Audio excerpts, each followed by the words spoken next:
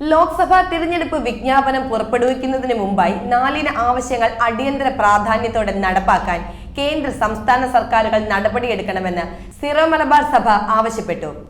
Justice JB Koshy report പുറത്തുവിടുക, EWS മാനദണ്ഡങ്ങൾ പരിഷ്കരിക്കുക, ഇതിൽ കേന്ദ്ര നിർദ്ദേശം നടപ്പാക്കുക, വന്യമൃഗശല്യം നിയന്ത്രിക്കുക തുടങ്ങിയ ആവശ്യങ്ങളും ഉന്നയിച്ചു. ആർച്ച് ബിഷപ്പ് ആൻഡ്രൂസ് താഴത്താണ് ആവശ്യങ്ങൾ ഉന്നയിച്ചത്. കേരളത്തിലെ ക്രൈസ്തവരുടെ സാമൂഹിക സാമ്പത്തിക വിദ്യാഭ്യാസ പിന്നോക്കാവസ്ഥ പഠിച്ച് JB കോശി കമ്മീഷൻ തയ്യാറാക്കിയ റിപ്പോർട്ട് പുറത്തുവിടാൻ സംസ്ഥാന സർക്കാർ തയ്യാറാകണം.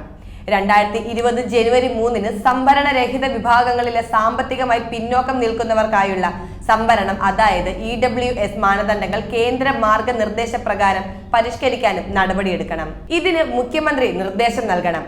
മനുഷ്യവാസ മേഖലകളിൽ നാശനഷ്ടങ്ങളും ജീവഹാനിയും വരുത്തുന്ന വന്യമൃഗങ്ങളെ വനാതിർത്തിയിൽ തന്നെ തടയാൻ സംവിധാനം വേണം. വനം വന്യജീവി നിയമങ്ങൾ മനുഷ്യപക്ഷത്തു നിന്ന് നടപ്പാക്കാൻ വനപാലകർക്ക് നിർദ്ദേശം നൽകണം.